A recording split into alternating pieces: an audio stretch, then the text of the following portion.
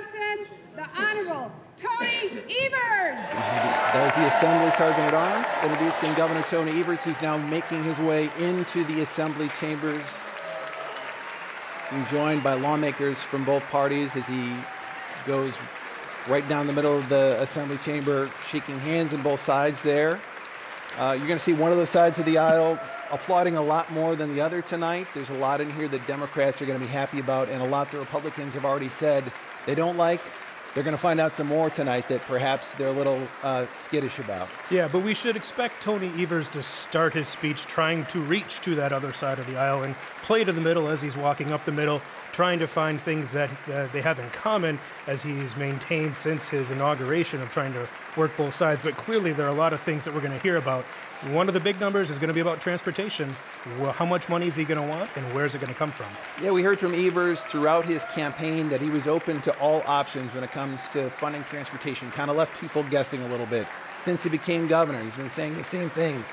He's open to something, hasn't quite said what. You're going to find out tonight that he's going to call for some new revenue for transportation, a step that the state hasn't really taken in a meaningful way since about 2006.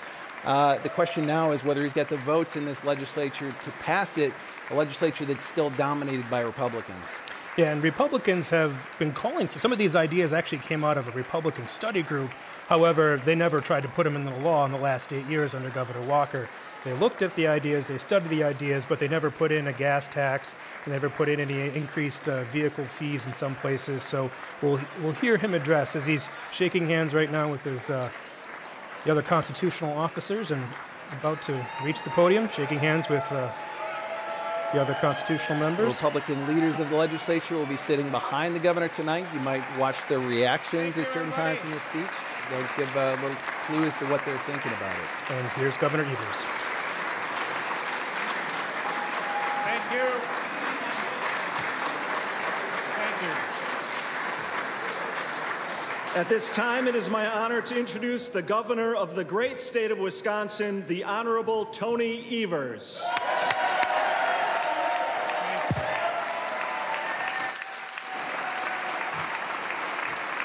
Thank you. Thank you very much. Thank you.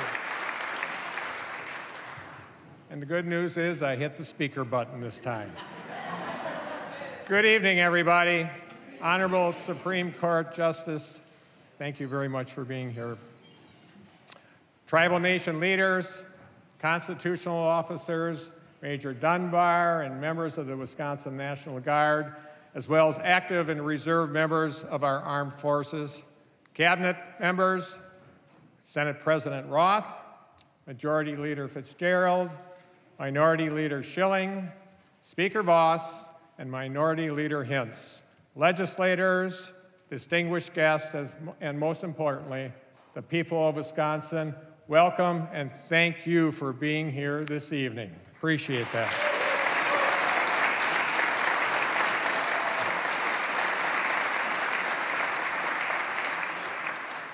My favorite pickleball player, Kathy, is also right up there in the gallery tonight. Thank you, Kathy, always for your love and support.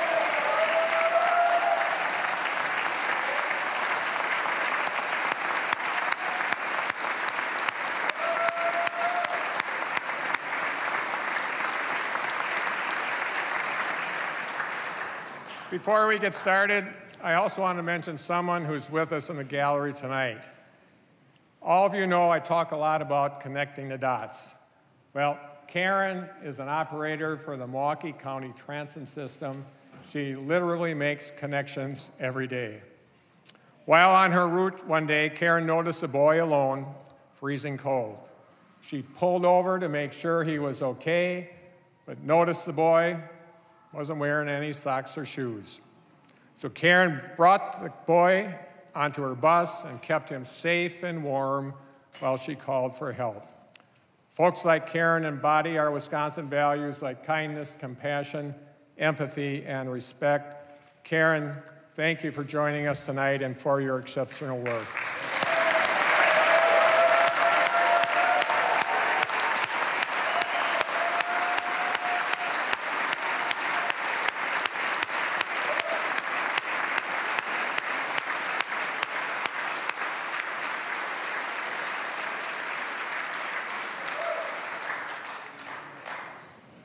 After introducing you to Karen, I'm humbled to introduce myself. But I'm Tony Evers, and I'm incredibly proud to be here as the 46th governor of Wisconsin, announcing my first biennial budget for our state.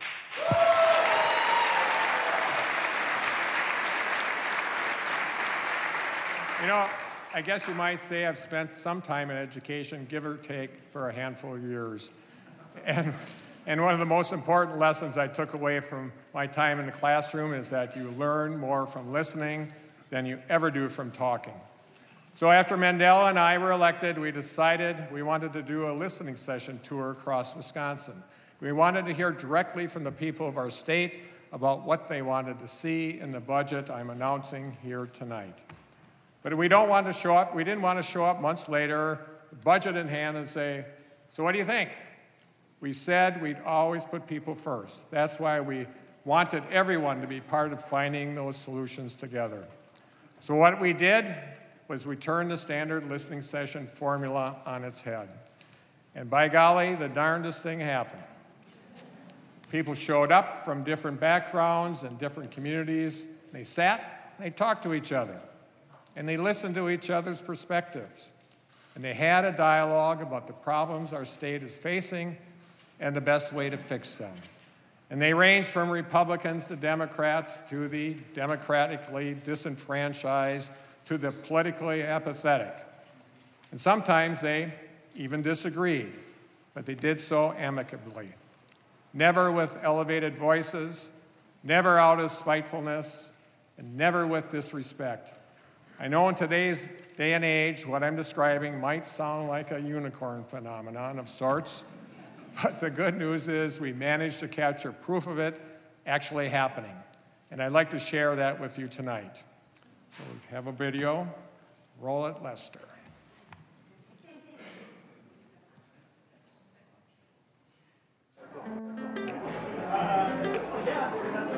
People like to be listened to. The people that are paying the taxes and the people that are voting, they like to be listened to. They want to tell folks how they want government to run.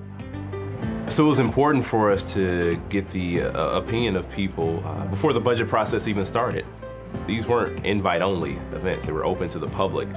So we got a broad range of ideas, things that people have thought were important for a long time that have been neglected for the last 8 years. I wanted to make sure that the actual policies and the budget items we develop are directly related to people in Wisconsin. So we thought, what better way than to go out and ask them. Specifically coming here tonight to talk about criminal justice reform. Healthcare concerns. Someone needs to advocate more strongly for our seniors. I'm very passionate about the work I do, which is in education. I've been very concerned with the rural economics in the state of Wisconsin. I wanted the governor to know how important public transit is to people across the state. Student debt and student loan reform's another one. I'm interested in helping the environment, so that's what I'm here for. The issue regarding with undocumented or illegal people, I don't get into the narrative. I just think it's a situation that needs to be fixed. There's no way any of your elected officials are going to have expertise in every area they're required to vote upon. So they need to rely on actual experts in the field to help provide them information so they can make educated decisions. This event allowed for what I believe in to actually start to happen, which is those that are closest to the problem are those that are furthest from the resources, but can be empowered to make the most change. I think it's a very powerful and wonderful experience to have people participate regardless of political persuasion. I just see the hope rising in our state. We feel that someone cares. People in power need to hear from the average person. They need to hear the issues, what people are concerned about. The needs of North Central Wisconsin are unique to North Central Wisconsin, and they need to be heard. They need to be part of the way that the state gets governed. I think each individual plays a role in making our state a better place, so I think it's about civic engagement. Just relationships are going to always be at the foundation of how we actually make ourselves better. Like, having a connection with people that we may not have is going to make us care about issues that we might not have known about. All these elected officials are walking around the room and listening to the comments of others and really taking it in. I think with being heard, there is going to come an expectation from the community that something will be done with the information that's collected tonight and throughout the state. People care enough to actually come out and do this and spend an evening not just talking at somebody, but interacting with other people. The people of Wisconsin care about the government and want their government to work well. Interacting with other people. The people of Wisconsin care about the government and want their government to work well. Thank you.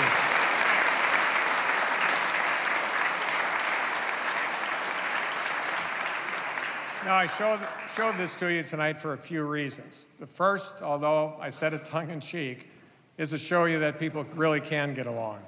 The Wisconsinites can come to a room armed with different ideas, to listen to each other and compromise on solutions. Then we should be able to do that right here in this building.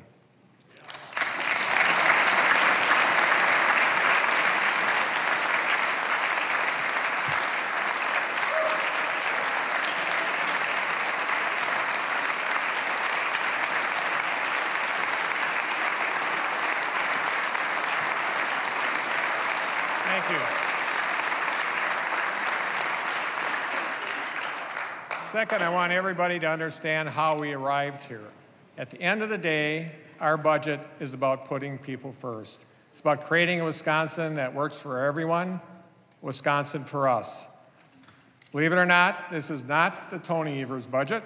It's not the Democratic budget, the Speaker's budget, or the Republican budget. This is the people's budget. And it's...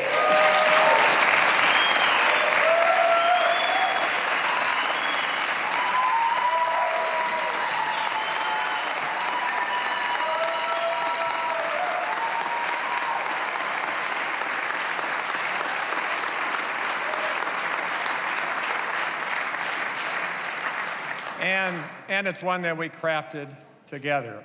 We heard from people like Mary Ann, who lives in Coleman, and Senator Tiffany in Representative Mursaw's district, and Nancy, who lives in Amherst, in Senator Teston and Representative Shanklin's district.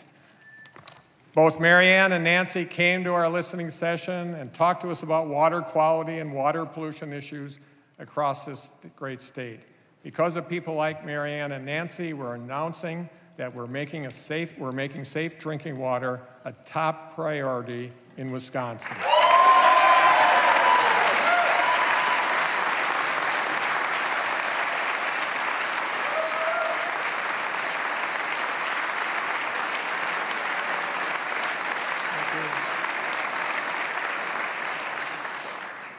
We are authorizing nearly $70 million in bonding to address water quality, from replacing lead service lines to addressing water contamination all across this state.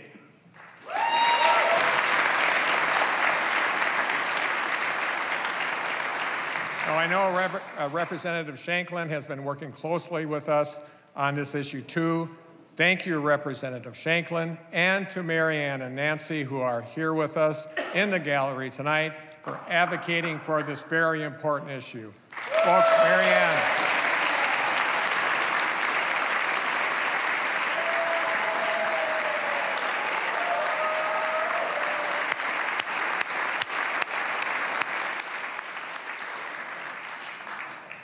We also heard from people like Tony, who lives in Senator Petrowski and Representative Snyder's district in Wausau.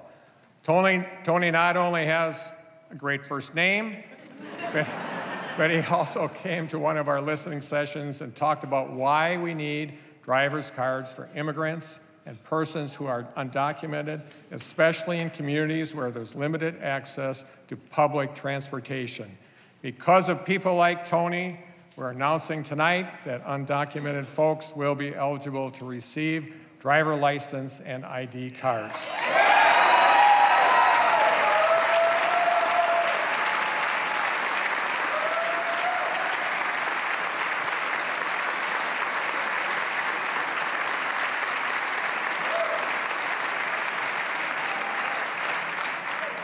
This makes our roads and our communities safer and helps strengthen our economy and Wisconsin families.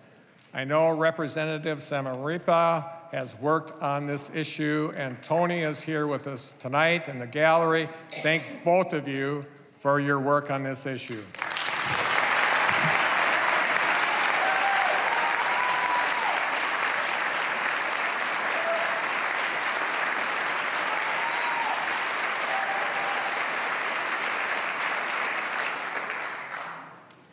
And finally, I shared that tonight so that everybody understands what's at stake in choosing to play politics with this budget. We have to be better. We have to be a better version of democracy than we have in the past. At times, we've succumbed to the trivial pursuit of political outposturing. At times, we let partisanship cloud the opportunity for compromise. And at times, we let power be the enemy of the good. So tonight, I want to be clear. This can't be one of those times. We cannot afford to play politics with this budget. Folks, the stakes are really, really high.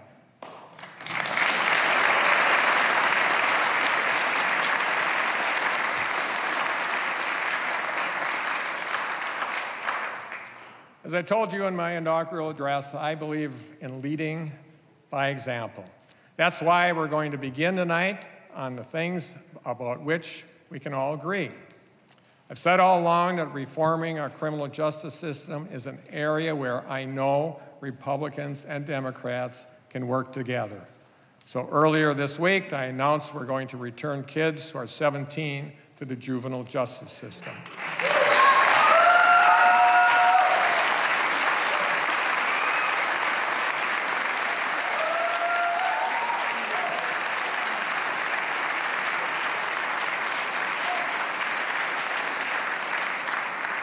And I'm investing more than $200 million in additional funds so that we can get kids out of Lincoln Hills and get them closer to home as soon as we safely and responsibly can.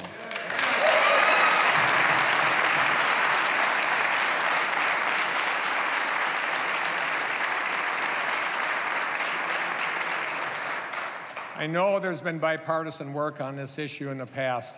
I want to thank you for your work on this issue, and I look forward to working together with you in the days ahead. Now, juvenile justice is only one part of a larger picture. We have to connect the dots in criminal justice by tackling this issue holistically. Starting the moment someone encounters the justice system to the moment they rejoin our communities, we have to look at everything from alternatives to incarceration, to equity and representation, to substance abuse prevention, to reentry programming. The criminal justice system starts in our communities.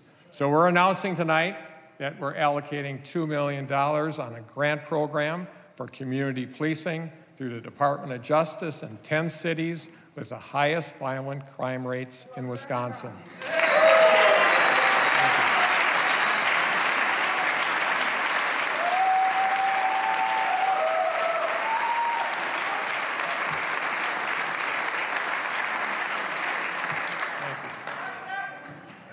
But at the same time, we also need to come to terms with the fact that nonviolent drug arrests are contributing to overcrowding and economic inequity, instability, and insecurity in our state.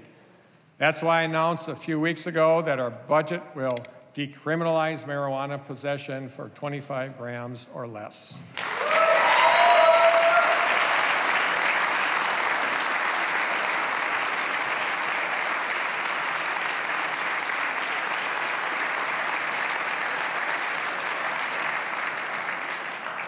And we also have to ensure that once someone encounters our criminal justice system, that they're receiving adequate, fair, and vigorous representation.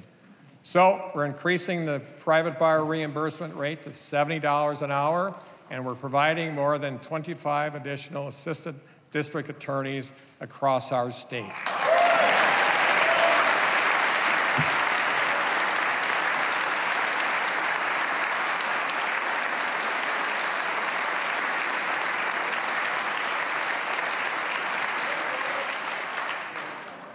Under our plan, ADA positions will be the highest they've been since 2011. That will allow us to make sure that the justice system is efficient and works for everyone. I know that Representative Bourne recently advocated for similar initiatives and that there's been a bipartisan support for this issue in the past. I'm hopeful that these will receive bipartisan support in our budget.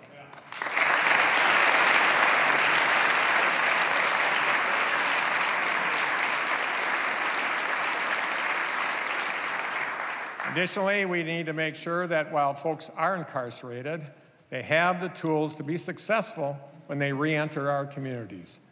So we're expanding the opening of avenues to re-entry success program to all 72 counties, providing support to inmates who have mental health issues and are at risk of reoffending.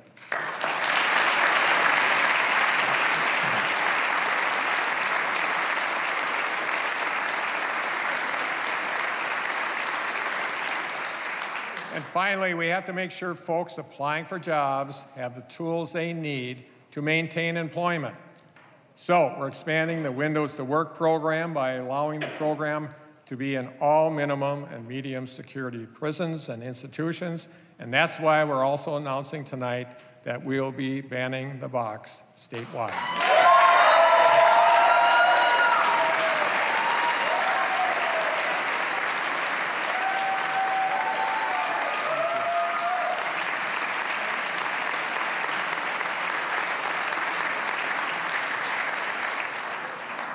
We have to reduce employment barriers and empower the folks reentering our communities with the skills and support they need to live a better life. I know Senator Taylor has been a tireless advocate on this issue, and thank you for your work on this.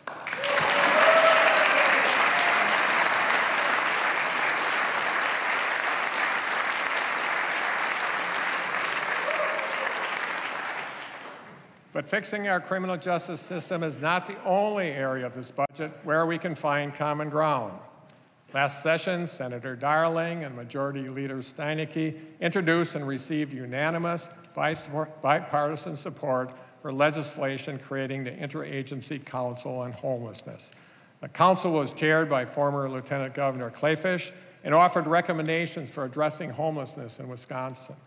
I know that Republicans recently introduced legislation supporting portions of the council's ideas. This is critically important work, and that's why just this last week, I announced that I will be chairing the council myself, and tonight I'm proud to announce that we're accepting each and every one of the council's recommendations and including them in our budget.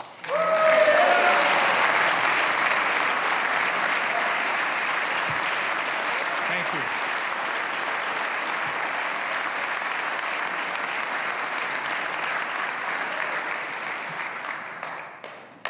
Homelessness and housing insecurity affects kids in the classroom, it affects our criminal justice system, and it affects economic development in our communities.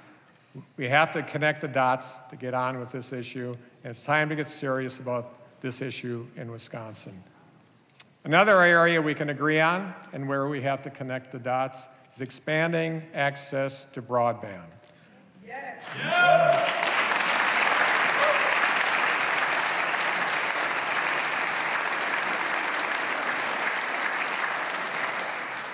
Mary lives in Senator Wirtz and Representative Neubauer's district in Racine and came to one of our listening sessions last December. She's seen how businesses and schools are falling behind because of a lack of broadband and thinks this is a hindrance to advancing all industries and technology. Mary told us not to have access in broadband flies in the face of economic development. Mary is here with us in the gallery tonight. Mary, thanks so much for being here. Mary.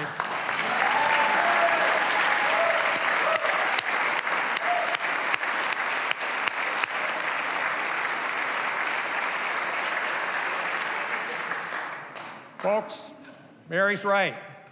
Lack of access to reliable broadband internet service affects families at homes, and it affects our classrooms, our hospitals, and building a strong economy. I know there has been bipartisan support on this issue in the past, and we absolutely need to double down on this critically important issue. So we're setting a goal of attaining 25 megabits per second download and 3 megabit per second upload for all Wisconsin homes and businesses by 2025.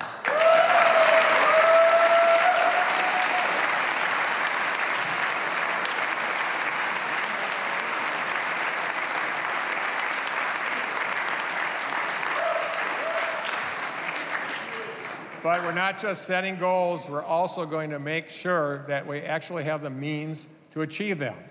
That's why we're making historic investments in broadband expansion grants, increasing total funding to more than $78 million over the biennium. That's more than 4 times what was invested during the last state budget. And we're going to be targeting those grants to the unserved and underserved communities who need them the most.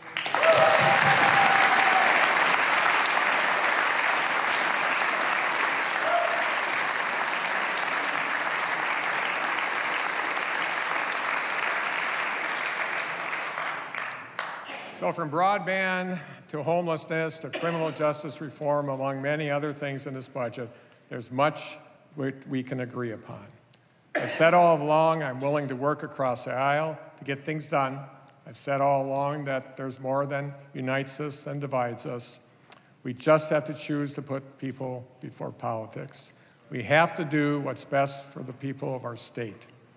And most importantly, we have an obligation to listen, truly listen to what the people of Wisconsin need and what they're asking of us. That starts with health care.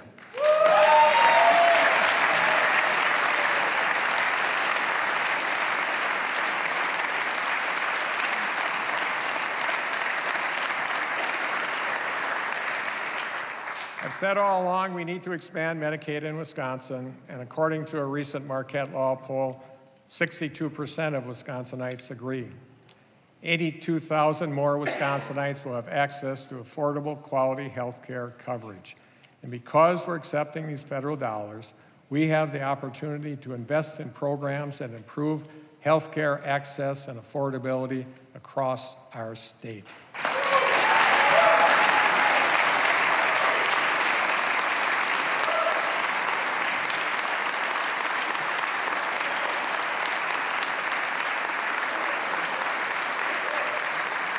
It means that we can invest in programs to address infant mortality and to encourage preventative care like cancer and STI screenings.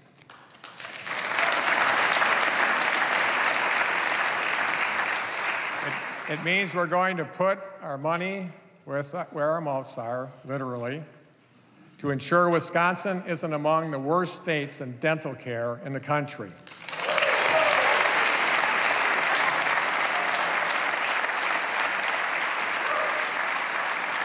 And it means we can expand access to substance abuse and mental health treatment, intervention, and stabilization, especially in our rural communities, for people who are in crisis.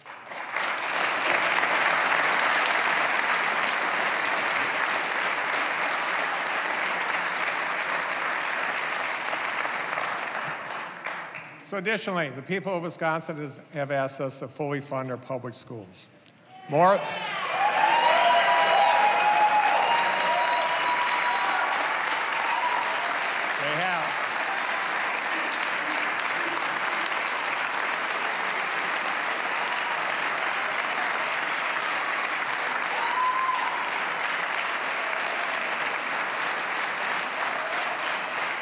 More than 1 million Wisconsinites have raised their own property taxes to support their local schools and their communities.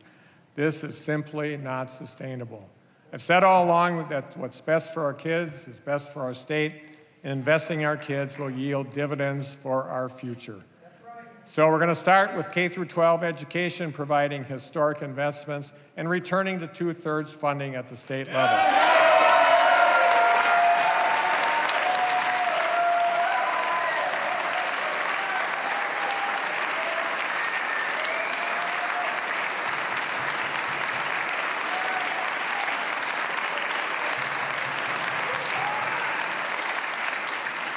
In the past decade, we've not only cut public school funding, we've failed to fund programs for our kids with special needs. Aaron is from St. Francis and lives in Senator Larson and Representative Sinicki's district. Aaron joined us for our listening sessions in December, and she talked about some of the gaps in our education system and what more support and attentiveness would have helped someone like her when she was growing up. Aaron said, special education is important to me because education, sometimes students need extra support. For some students, a little. For some students, it's a lot. But if we don't have the resources we need to access, everybody loses in the end. Because of folks like Aaron, we're making sure that kids like Mac and Abby have the support and resources they need to be successful. So as I told you during the State of the State address, our budget includes an unprecedented $600 million increase in special education funding.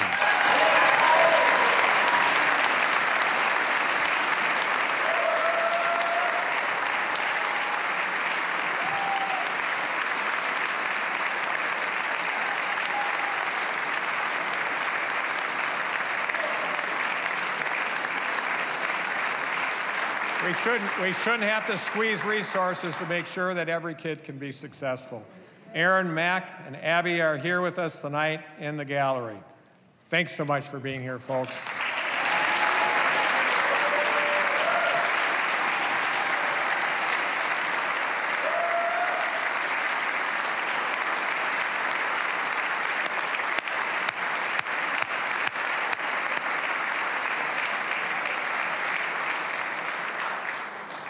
We have to support our kids in the classroom, and we also have to make sure that we're supporting educators who teach our kids too. Wisconsin pays our public school teachers less than the national average, which makes it harder to recruit and retain talented educators. We need to do our part to make sure our educators know that the work they do is valued and that school districts across our state use these funding increases to do everything they can to keep our talented educators here in Wisconsin.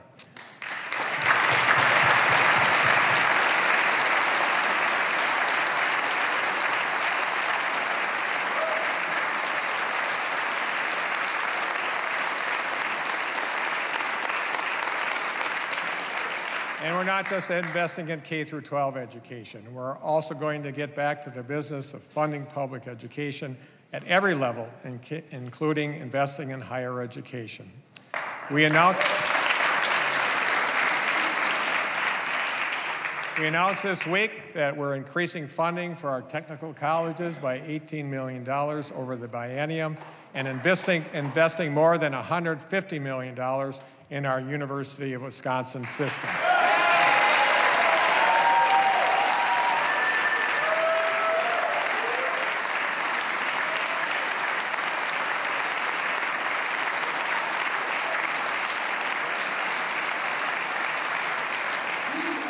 That means we're able to freeze tuition for undergraduate residents in Wisconsin, but our universities shouldn't have to sacrifice affordable for quality education. So we're not just going to freeze tuition, we're also going to fund that freeze.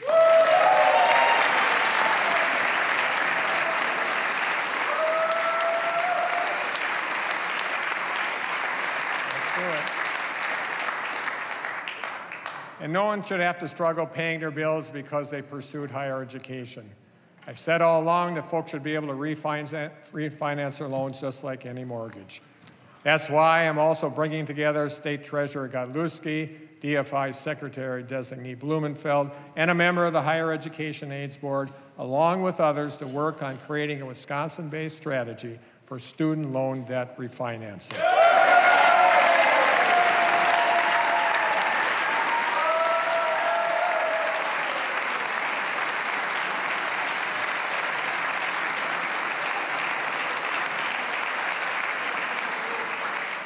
And finally, we're going to make sure that, regardless of whether a kid is born in this country, if they went to a Wisconsin high school and have lived here for 3 years, they shouldn't have to pay more tuition like out-of-state students.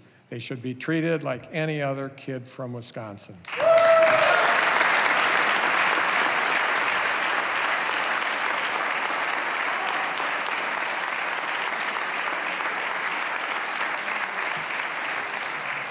In addition to funding public schools at every level, I believe everyone should have the opportunity to participate in our democracy. People should be able to choose their elected officials, not the other way around.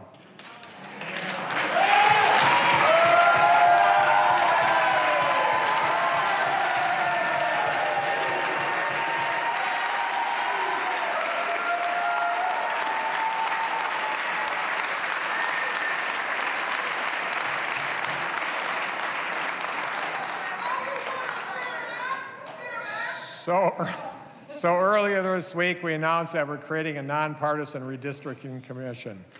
And as it turns out, the people of Wisconsin agree.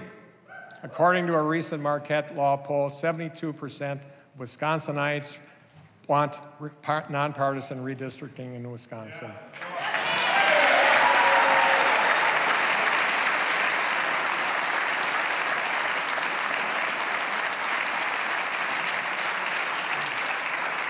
And that's not just these guys. 63% of the Republicans and 76% of the independents support nonpartisan redistricting too.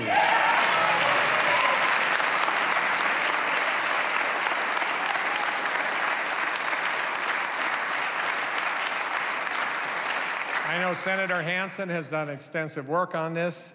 Thank you for your leadership.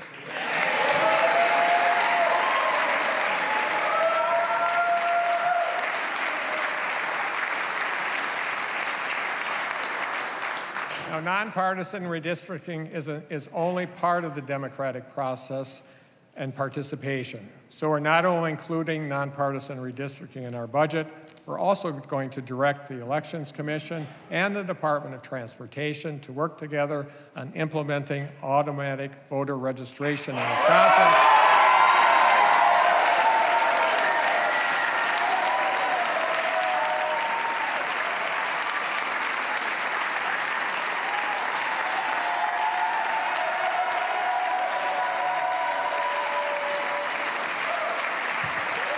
And I know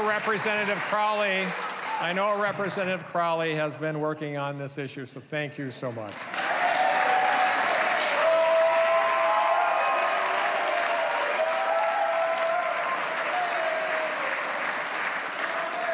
And finally, we turn to transportation. I've said all along that our current approach to transportation is unsustainable. For years, we've kicked the can down the road on this issue, and we can't afford to do it again. According to a 2018 TRIP report, industries like retail stores, tourism, agriculture, and manufacturing bolster about 1.4 million full-time jobs, and they depend on our roads and our highways and our bridges. About $580 billion in goods are shipped across our state each year. Yet our roads rank among the worst in the nation. And according to that same report, our infrastructure problems are costing Wisconsin taxpayers $6.8 billion annually in higher vehicle operating costs, accidents, and traffic delays. That's bad for our economy. It's bad for our pocketbooks. It's time to find a long-term solution to our transportation crisis, and that's what I'm proposing to do here tonight.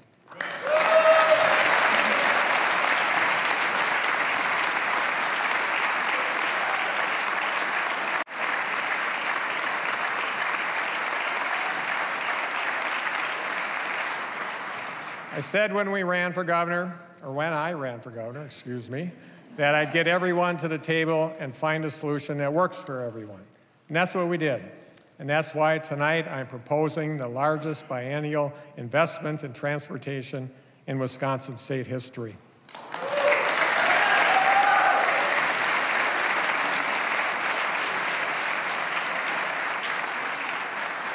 But this won't be a one-time fix.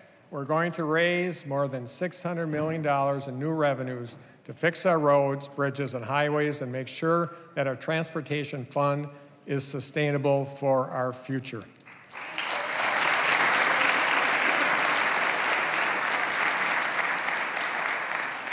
Now, I want to be clear, everyone's going to have to give a little to make this work. That's compromise. That's what it's called. We're all going to have to share the burden so that it's feasible for everyone, and to make sure that we're not passing the buck on to the next generation. We're going to be increasing fees for titles and heavy trucks, and we do have to raise the gas tax. But as I promised all along, we're sure as heck not going to raise the gas tax by $1.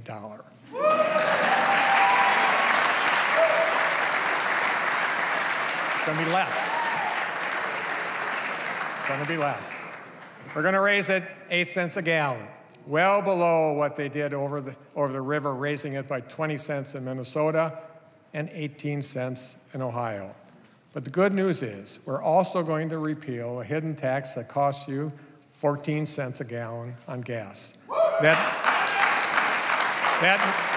means our plan actually makes it possible for you to pay less at the pump than you do right now.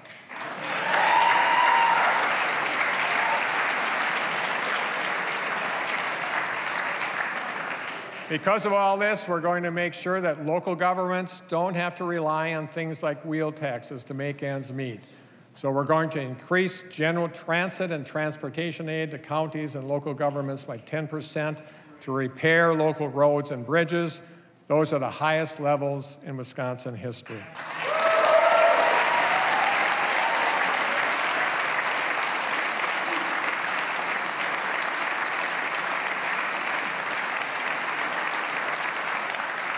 And we're going to do all this without having to raid our general funds and jeopardizing other budget priorities like expanding broadband, like fully funding our public schools and reforming our criminal justice system.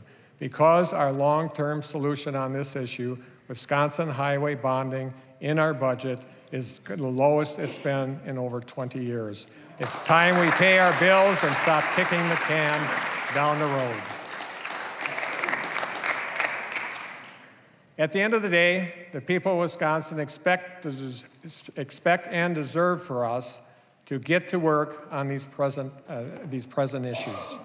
From broadband to health care, education to justice reform, roads to redistricting, these are priorities of the people of our state. Their plight must be our purpose, their crises our call, and their desires our demands. You know, I've heard some remark that people of Wisconsin chose divided government this November.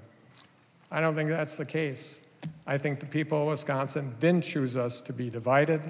They chose us to find it within ourselves to be united, not in party, but in promise, to serve our state and to do what's best for the people who sent us here.